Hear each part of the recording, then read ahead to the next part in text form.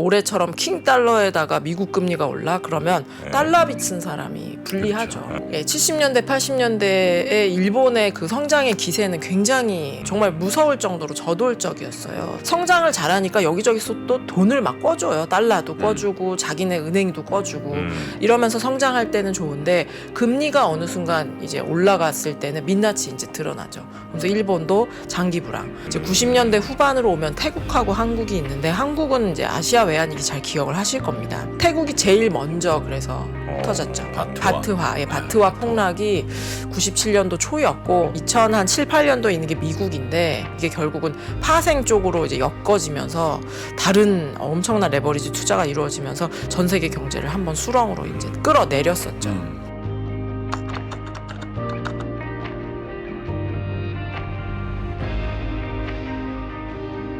자, 그러면 우리 또 목요일 우리 김효진 위원님을 네. 기다리시는 분들이 많습니다. 우리 KB증권의 김효진 위원님 어서 오십시오. 어서 오세요. 네, 안녕하세요. KB증권 김효진입니다. 네, 반갑습니다. 아침부터 그 본토 발음에 너무 깜짝 놀라가지고. 아유, 네. 약간 저는 이제 동남부 쪽이죠. 아, 네. 텍사스. 아, 네.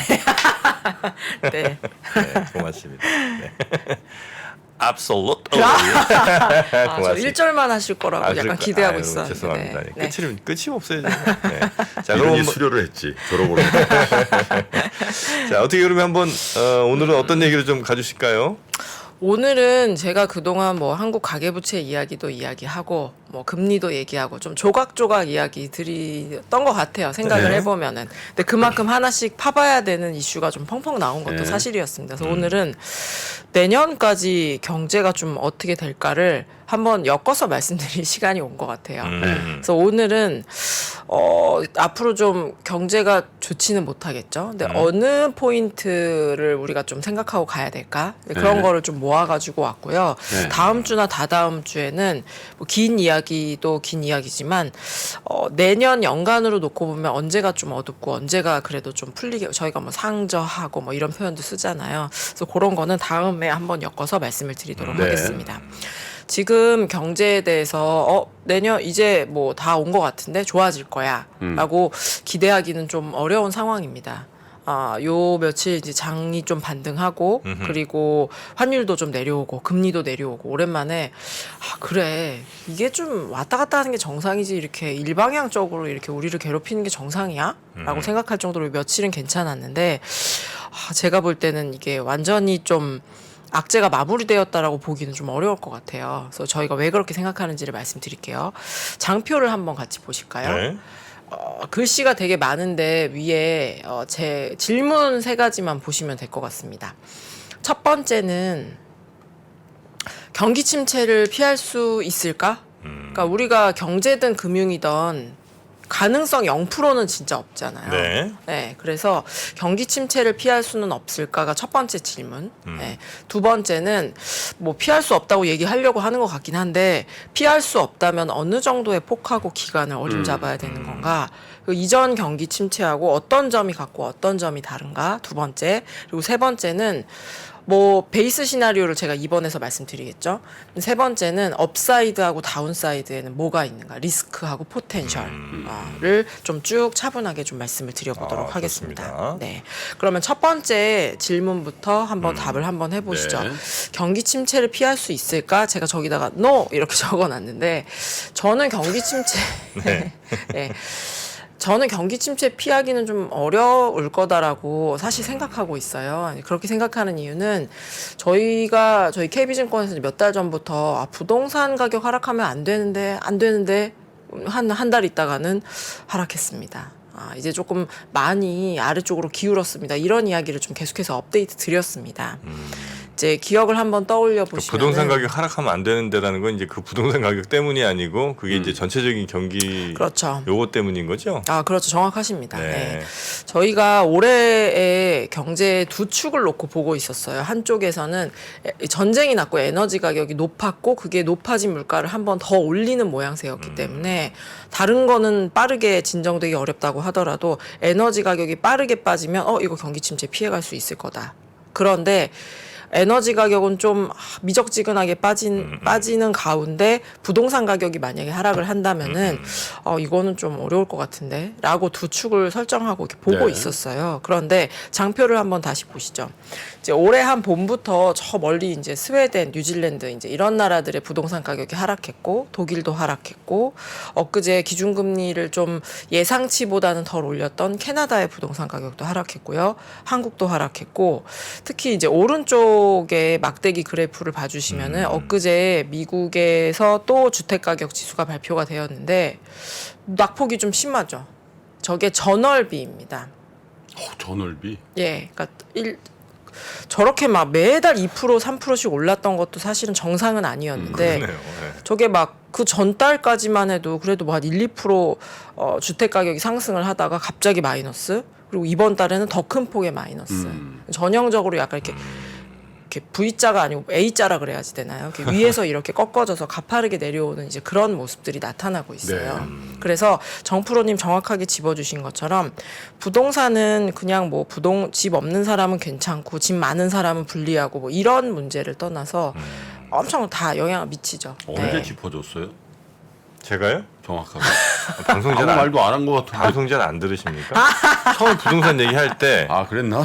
집값 떨어지는 걸 형님 제 얘기는 그냥 무조건 패스하고 보시는 것 그런 경향이 좀 있으신 것 같아요. 아니 한참 전에 한 것까지. It's not fair. 오늘 영어 방송인가요? 네, 아, 고맙습니다. 네. 그래서 이 주택 가격이 하락을 했고, 그리고 저 하락하는 속도가 심상치 않죠. 미국 차트 한번 눈으로 한번 다시 보시죠. 네. 예. 저게 이제 9월 달까지인데, 최근에 뉴스 보면 아까 저희 뉴스 3에서도 전해 주시던데, 네네. 뭐 한 집을 이렇게 저희 7, 80년대 그러니까요. 했던 것처럼 네. 나눠서 쉐어하우스도 아니고, 아하. 이제 그런 식으로 하고 있는 그런 상황입니다. 네. 그래서 최근에 이제 시장에서는 연준의 긴축이 좀 속도 조절을 하지 않을까. 이제 이런 것 때문에 시장이 반등하는 걸 보면은 저는 약간은 좀 씁쓸한 마음이 들었었어요. 얼마나 연준에 이렇게 시달렸으면은 네. 속도, 그러니까 뭐 동결도 아니고 속도 조절만으로도 우리가 이렇게 마음을 좀 며칠이라도 놔야 되나 그런 씁쓸한 마음들도 들었는데 네. 연준이 속도 조절하는 게 이거를 생각하셔야지 돼요. 갑자기 에너지 가격이 막 유가가 막 주고 장창 빠지고 천연가스 가격 많이 빠졌잖아요. 그래서 유가도 많이 빠졌고 천연가스 가격도 많이 빠졌고 막 임금 상승세도 둔화돼서 물가를 잡아서 우리가 연준이 긴축 속도를 조절한다. 이건 정석이죠. 물가를 잡겠다고 금리를 올렸으니 물가가 내려와서 우리는 속도 조절하겠습니다.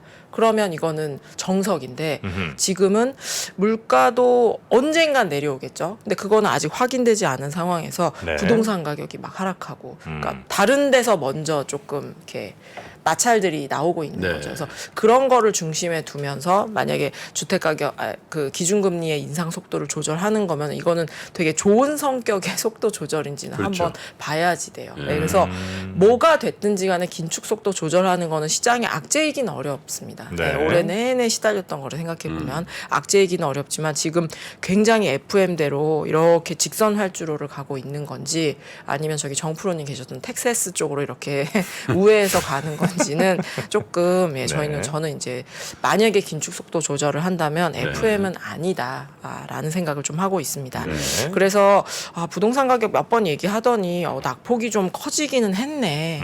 이런 생각을 아마 하실 거예요. 이제 부동산뿐만이 아니라 저희가 뭐 부동산 건설 경기만으로 경제를 중요하죠. 중요한데 그것만으로 볼 수 없으니까 뭐 소비 심리, 제조업, 뭐 주문 이런 것들을 막 모아서 저희가 경기 선행 지수라는 걸 만들잖아요. 경제에 먼저 영향을 주는 것들을 모아서 이제 경제 지표로 발표하는데 보실 이 차트입니다. 저 빨간색 선이 잘 안 보이네요. 지금 맨 꼬리 부분을 보시면 저 기준이 100이거든요. 이제 기준이 100 아래로 뚫고 내려온 지는 한 2개 분기 정도 됐어요. 예. 2개 분기 정도 됐고 저 맨 꼬리에 내려온 것부터 이렇게 평행으로 한번 쭉 빨간색 이제 보이시죠? 이렇게 쭉 보시면은 저 회색으로 이렇게 막대기 칠해 놓은 데가 경기 침체였었거든요. 지금 2008년도 경기 침체보다는 훨씬 위에 있습니다. 근데 그 전에 99에서 99, 03에 가운데 있는 게 닷컴 버블 붕괴됐을 때였거든요. 저 때랑 레벨이 사실 그렇게 많이 다르진 않아요. 그리고 그 이전에 90일 걸프전, 저축대부조합 이런 게 문제가 돼서 경기 침체에 빠졌을 때랑도 레벨이 그렇게 많이 다르진 않습니다. 그래서 저 글로벌 경기 선행지수를 보면은 이미 저희 뭐 경기 침체를 갖다가 그래도 폭이 많지 않다 소프트 아니면 이거는 핵폭탄이다 그러면 하드 뭐 이런 수식어를 붙이기도 하거든요. 네. 약형, 강형이라고도 합니다. 지금 약형 경기 침체 정도까지는 경기 선행지수가 내려왔어요 이미. 그래서 여기서 갑자기 좀 천지가 개벽하지 않는 이상 경기 침체 피해가기는 저희는 좀 저 숫자가 저렇게 나왔는데 여기서 경기 침체가 아니다라고 하기엔 좀 많이 어렵다라는 현상을 좀 말씀드리도록 하겠습니다. 네. 그러면 이제 고민은 여기서부터인 것 같아요.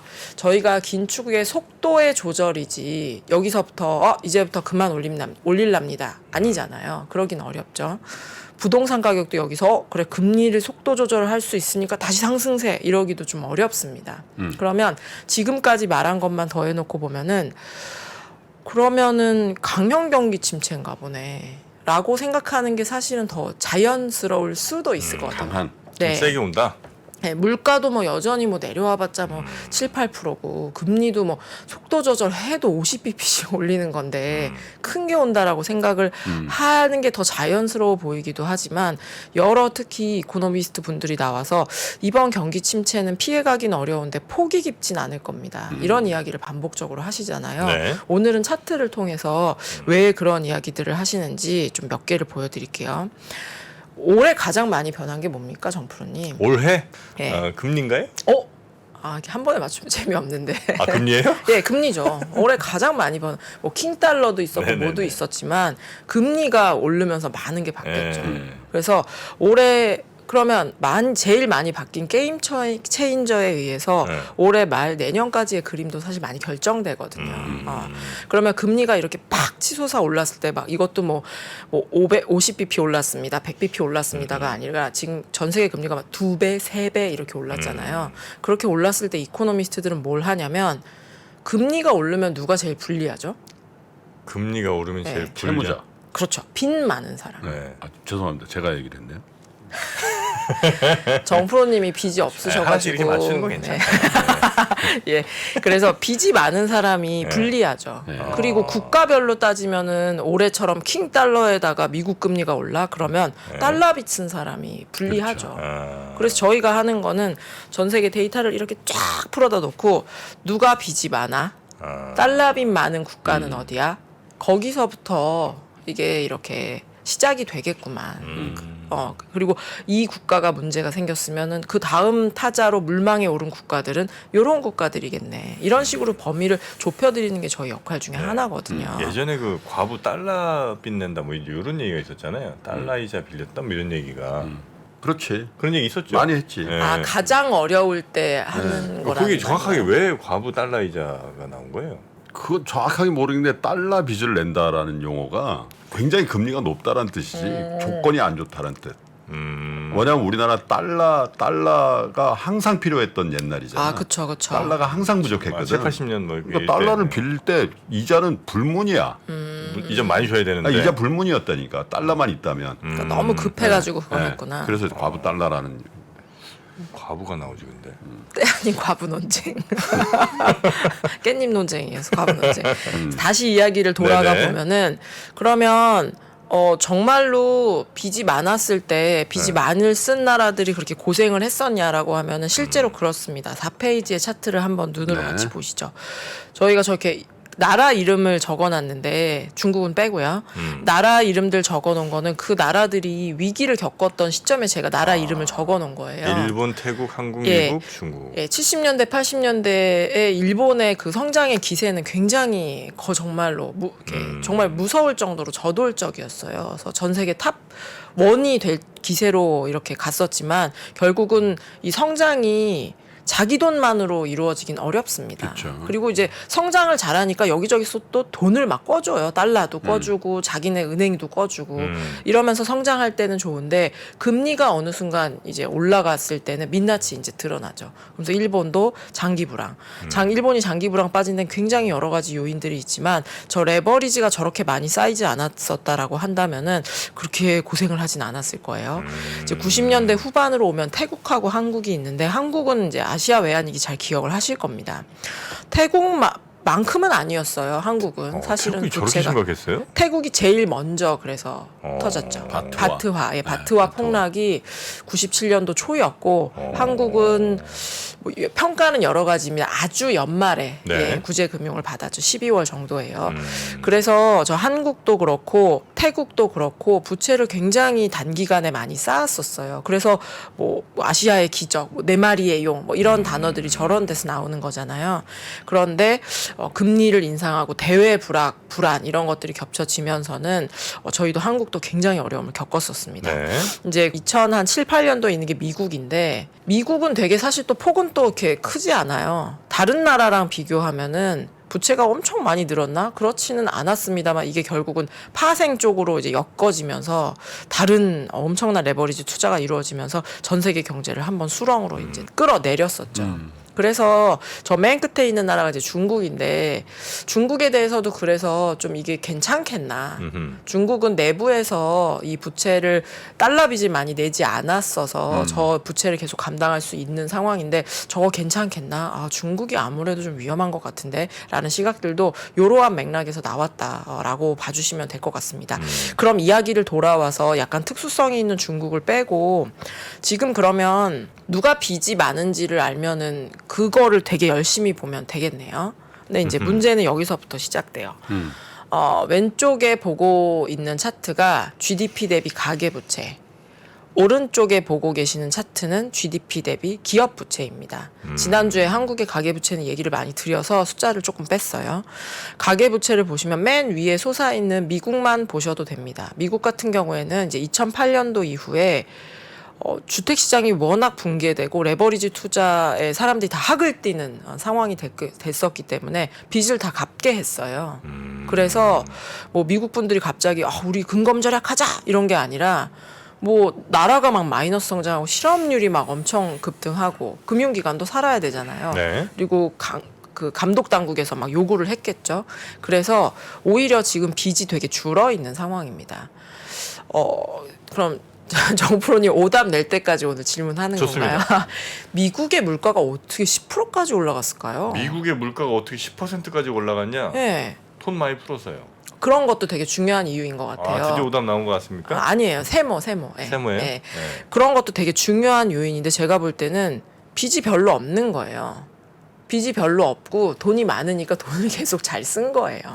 그러니까 유동성 효과도 있었고. 그러니까 개인들이 빚이 별로 없었다고요? 개인들이 이걸로 보면 빚이 별로 없죠. 예, 그래서 금리가 많이 올랐죠. 금리도 많이 올랐고 빚 레버리지 자체 절대적인 규모가 작냐라고 하면 뭐 그렇진 않아요. 근데 본인들이 2000 뭐 중반 후반 때 이렇게 막 썼던 돈들 레버리지 부담하고 비교하면은 지금 2000년대 초반에 레버리지 비율로 낮아졌으니까 그러니까 물가가 오르니까 팍팍하죠. 커피 2번 먹을 거 1번 먹고 이런 건 하는데 갑자기 커피를 아예 안 마시고 디저트를 아예 안 먹고 그러지는 지금 않고 있는 게 미국의 현상이 아닌가라는 생각을 합니다. 네. 그래서 이렇게 사실 이렇게 레버리지를 막 국가 단에서 더해놓은 차트들이 보면은 그럴듯한 것 같긴 한데 우리가 투자에 되게 접목하기는 어려워요. 그렇잖아요. 근데 뭐 금리가 확 올랐을 때는 이 레버리지가 누가 많아? 절대적으로 다들 건전해? 아니면 다 위험해? 이런 거를 한번 가려보는 게 되게 중요한 작업입니다. 네. 오른쪽 차트는 기업 부채예요. 기업 부채. 오른쪽 차트는 이제 기업 부채인데 기업 부채를 보면은 미국, 뭐 유럽 다 할 것 없이 중국 정도를 제외하면은 다 이렇게 느는데 이렇게 아까 봤던 그림처럼 이렇게 확 올라가고 그런 거 별로 없습니다. 고만고만하네요. 그냥. 굉장히 이게 꾸준하게 합니다. 이 정도 이제 큰 문제 없는 거죠. 예, 그리고 이제 나중에 돌아보면은 특히 2020년에 우리가 팬데믹 때문에 막 집 안에서 3개월 살고 그랬는데 저 나중에 저 차트를 보면은 저 때 저 올라온 게 뭐가 있었지라고 생각할 정도로 굉장히 평온합니다. 그래서 지금 주가 하락은 사실 연초부터 거셌어요. 근데 김프로님 경험적으로 주가가 하락하고 이렇게 온전히 3개 분기가 지났는데 그것 치고는 조금 다른 부분으로 확산되는 것들이 요즘 국내 시장 굉장히 어지럽기는 합니다만 글로벌 금융시장을 놓고 봤을 때는 뭐 신흥국에서 자금이 막 연쇄적으로 이탈을 한달지 아니면 뭐 구제금융을 신청할 거다가 오늘은 얘 내일은 얘 이런 게 벌써 나올 만한 시점의 경험칙들이죠. 근데 아직까지 후다지. 예. 그렇다고 평온하냐? 그렇진 않은데 그렇다고 해서 주가가 이렇게 30% 하락한 것만큼 우리가 굉장히 혼란스럽냐라고 하면 사실 그렇진 않거든요. 그렇죠. 그거의 배경이 무엇이냐? 이렇게 이제 그냥 편한 표현 이렇게 털어봤을 거 아니에요. 누가 털리는지 이렇게 쫙 털어봤는데 이렇게 물망에 오른 국가들이 그렇게 많지는 않은 것 같습니다. 이 앞에서는 제가 선진국 위주로 보여드렸다라고 한다면 신흥국은 좀 사정이 다를 수도 있잖아요. 근데 이 차트를 한번 보시죠. 되게 복잡한데 오른쪽 아래로 가면 뭐냐면 저 그리스라고 되어 있는 오른쪽 아래로 가면은 돈이 많고 자산이 적은 국가들이에요. 글씨가 작아서 제가 읽어드릴게요. 그리스, 영국, 뭐 프랑스, 스페인, 포르투갈 이렇게 우리가 흔히 아는 유럽의 국가들이 대부분 들어 있습니다. 빚 많고 네. 대외 자산 없는 국가들. 그러면 저 위에 대만이 되게 부러운 위치에 있는데 대만 같은 경우에는 빚 별로 없고 대외 자산 많은 국가들. 그러면 이거 제가 지금 한 국가들은 다 선진국이었고 우리가 생각하는 뭐 브릭스가 됐건 뭐가 됐건 신흥시장국은 어디 있냐면 저 가운데 다 있어요.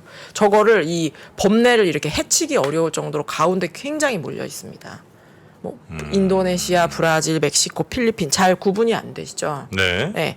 무차별하다는 얘기예요. 그러니까 만약에 저기서 저기서 신흥국 하나가 이거는 국가를 예를 들면 안 될 것 같은데 한국이 만약에 저 그리스 쪽에 가까이 혼자 뚝섬처럼 있었다라고 하면은 엄청난 양의 뭐 자금이 이탈됐을 수도 있고 뭐 모라토리엄을 선언할 수 있다는 막 그런 이야기가 올해 달러가 20% 강세인데요. 예, 나올 수 있죠. 근데 왜 스리랑카 올 초에 스리랑카 이후에는 구제금융을 신청한 나라가 없을까요? 저기 다 몰려 있어서. 그래서 외국인들이 그렇다고 얘네는 건전하니까 투자를 해야지 그러고 있진 않습니다. 금리도 올라가고 달러도 강세니까. 근데 막 돈을 막 여기서 빼고 막 저기서 빼고 막 그러고 있냐? 국내 주식의 외국인 수급만 봐도 아시지 않겠어요? 팔죠.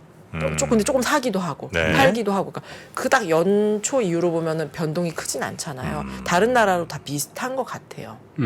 그래서 앞에서 뭐 굳이 따져서 뭐 민간의 레버리지 부담들을 봤을 때는 생각보다 높지 않네. 그래서 이제 약간 버틴다고 해야 되나? 버티고 네. 있는 상황인 거고 국가 단으로 봤을 때도 우리가 특히 신흥시장국 이런 대외 불안에 취약할 수밖에 없는 신흥시장국 이런 국가들이 굉장히 이렇게 되게 무차별하고 또 다시 한번 차트를 보시겠어요? 저 신흥국이 세트로 만약에 위험한 데 있었다 그러면 세트로 위험하죠. 네네네. 네, 아시아 외환위기가 아시아 그 동아시아 국가에서 굉장히 연쇄적이었던 것처럼 이제 세트로 위험할 수 있는 상황인데 지금은 저 세트들이 안전한 쪽에 몰려 있다는 거예요. 지금 조금 안 좋은 동네가 그리스, 뭐 영국, 프랑스, 스페인, 포르투갈 요 정도가 지금 안 좋은 동네인 거죠? 그렇죠. 취약하죠. 취약하고 뭐 유럽의 재정 위기 이런 것들을 저희가 많이 겪었어서 네.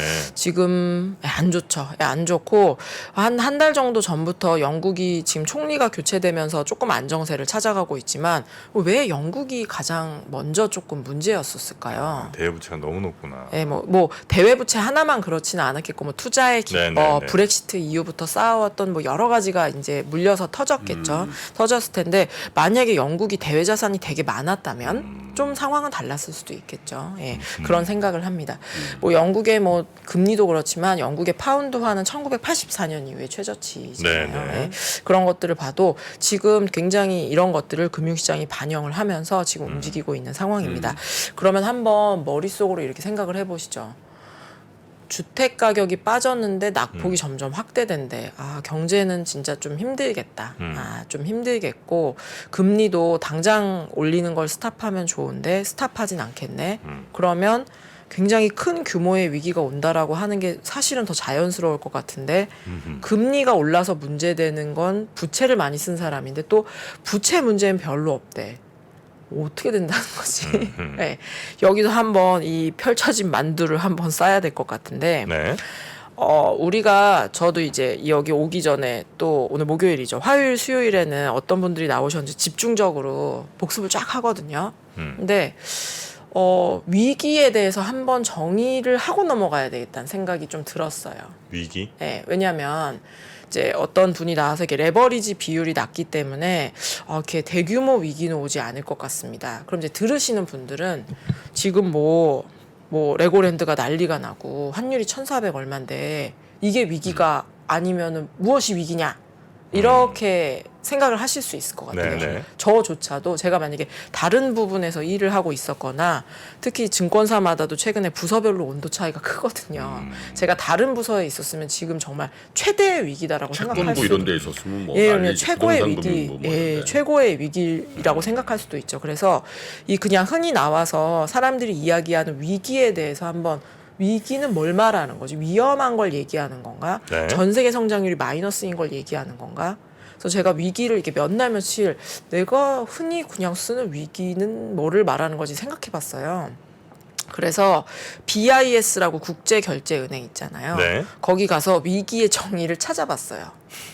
영어로 막 이만큼 써 있어요. 막 위기에 대해서. 몇십 장 써 있죠. 몇십 장 써 있는데 그거를 다 제가 그 정프로님에게 훨씬 못 미치는 수준의 영어로 다 읽어봤는데 아하. 굉장히 건질 말은 없어서 좀 추상적이기도 하고 그래서 다 읽었는데 좋은 말이죠. 멋있는 말이고 굉장히 단어 하나하나 공들여 쓰셨겠지만 네. 뭐라는 건가 잘 모르겠어요. 근데 그 중에서 한 문장이 되게 이렇게 확 와닿았었어요. 이런 문장이 써 있더라고요. 만약에 정프로라는 은행이 위험 자산에 투자를 했는데 거기서 손실이 엄청난 거예요. 그것은 시스템 위기는 아니다. 다시 말씀드릴까요? 와닿지 않으시죠? 정프로라는 은행이 위험 자산에 투자해서 엄청난 손실을 냈어요. 그러면 정프로님이 시장이 큰 손이시기 때문에 주가도 그만큼 굉장히 급락했다는 얘기고 되게 환율도 급등했고 그렇겠죠? 외환 시장에도 이렇게 긴밀하시잖아요. 그래서 굉장히 난리가 난 것처럼 보이죠. 지금 상황 난리가 난 것처럼 보이는데 이것은 시스템 위기는 아니다. 요 한 문장을 제가 왜 이게 별거 뭐 그렇겠지 손실난 거랑 뭐 시스템이 멈추는 거랑은 다르잖아요. 근데 제가 왜 이 문장에 별거 아닌 것 같은 이 문장에 이렇게 꽂혔냐면은 제가 그 문장을 읽었을 때가 크레딧 스위스 문제가 불거졌었을 때였어요. 크레딧 스위스가 무슨 일이 있었냐면 한 달 정도 전에 네. 크레딧 스위스 하면은 굉장히 우량하고 되게 오래된 은행으로 우리가 알고 있죠. 근데 네. 천문학적인 금액의 손실이 난 거예요.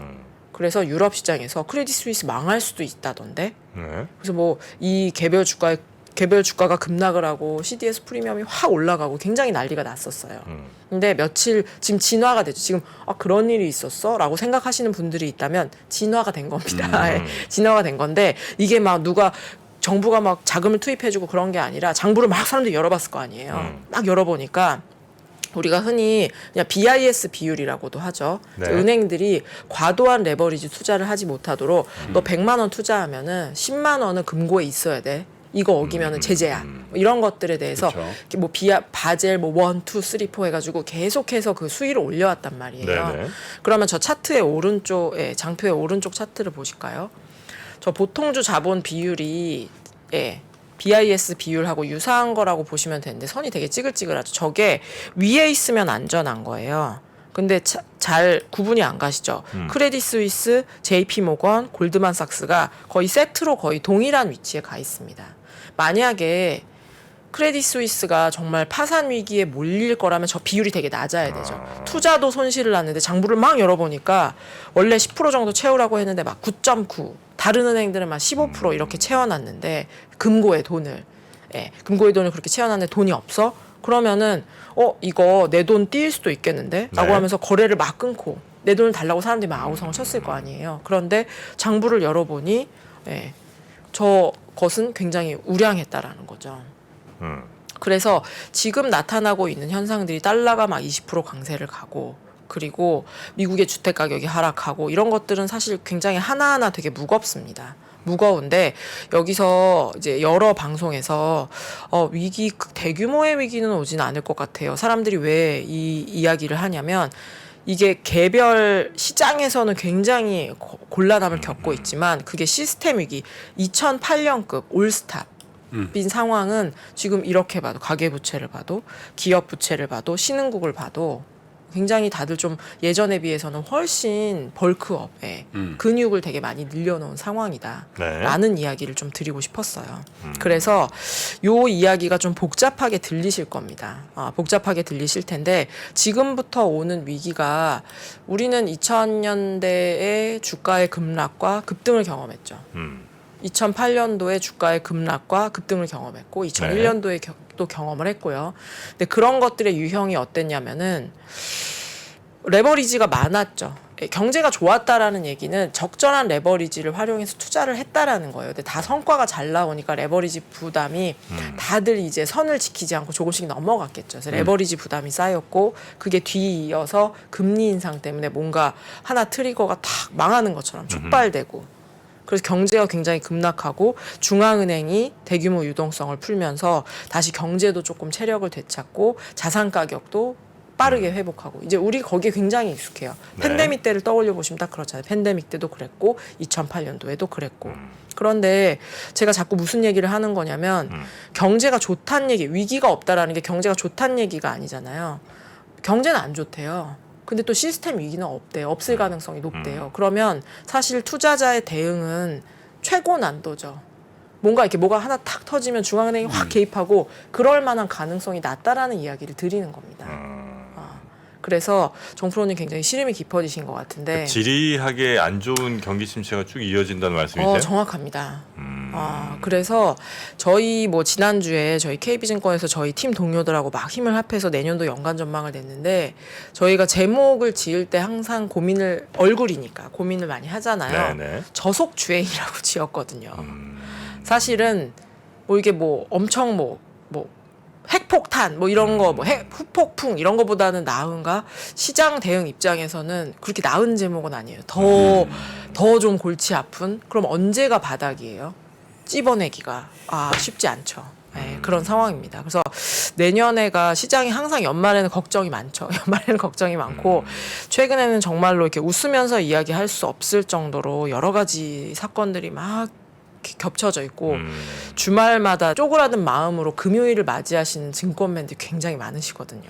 주말 동안에 아무 일도 없어야 될 텐데. 네네. 그래서 그러신데 지금 상황들이 이게 오히려 다 레버리지 부담들이 전 세계적으로 관리가 되어 있었던 그런 상황들이기 때문에 뭐가 굉장히 크게 터져서 그 국가가 막 갑자기 개입을 해야 되고 이게 국내의 문제가 최근에 좀 크긴 한데 이게 글로벌 금융시장이 안정되지 않으면 국내에서 대응을 하는데도 사실은 저는 한계가 있다라고 생각하거든요. 전반적으로 금리가 낮아지고 환율이 안정돼야 이런 것들이 안정이 되지 국내에서만 어느 정도 대응을 잘 하신다고 하면 그때 작은 산들을 넘는 거지 큰 산을 넘었다고 보긴 사실 좀 어려울 수 있습니다. 그래서 이런 측면에서 이번에는 조금 저희 뭐 이거 굉장히 식상한 표현이죠. 갑자기 그 술잔이 생각나네요. 식상한 표현인데 뭐 방망이 뭐 길게 잡아라, 뭐 짧게 잡아라 뭐 이런 네네네. 이야기들 하잖아요. 근데 이번에는 지금 올해 이후에 주식을 하신 분들 특히 다 빠진 것 같아. 이제 좀 반등하나라고 해서 들어갔다가 또 다른 손실을 낳고 그런 경험들을 올해 계속해서 하셨을 겁니다. 근데 요 며칠 이렇게 좀 오르니까 저도 막 다 왔나?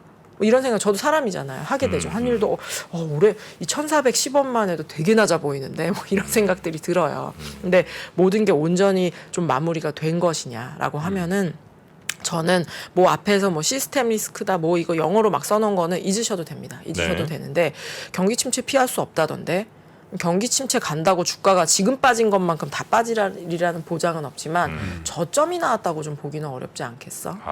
라는 요 감을 한번 잡으시면 어떨까? 라는 생각을 하긴 합니다. 애널리스트 뭐 전략가 이런 분들도 작년에는 약간 보수적으로 본 분들이 있었거든 작년에. 그런데 이제 장이 빠진 거야 진짜. 그래서 이제 올해 1월, 3월, 6월 계속 이제 전향을 했. 전향. 다 빠진 것 같아요. 다 빠진. 계속. 그러면서 이제 사적으로 만나면 괜히 했나 봐. 괜히 그냥 더 밀 걸. 그런 분들 근데 이제 좀 그게 이제 계시죠. 트랩이라는 거지. 그게 그쵸. 저속 성장, 저속 주행 그런 거죠. 블랙아이스 구간을 좀 달리고 있다 이렇게 한번 말씀드리겠습니다. 언제 또 미끄러질지 모르니까요. 예. 그리고 이제 우리 김효진 연구위원이 원래 이제 그 경기 침체에 이제 더 영향을 줄 변수들까지 정리를 좀 해주셨는데 그 자료를 저희가 지금 시간이 없어서 네. 다 보진 못하고 올려드릴게요. 네, 저희 3프로 TV 앱 자료실. 네, 거기 자료실에 보면 친해 자료실에. 네, 김효진 연구위원의 자료까지 업로드해드릴 테니까 그거 한번 참고하시면 될 것 같습니다. 네. 자, 우리 김효진 연구위원님 오늘도 대단히 감사하고요. 다음 주에 뵙겠습니다. 네, 감사합니다. 감사합니다. 땡큐. 통찰은 관찰에서 나오고 관찰은 관심에서 시작됩니다. 당신의 관심이 통찰로 이어지는 곳. 세상의 모든 지식 언더스탠딩.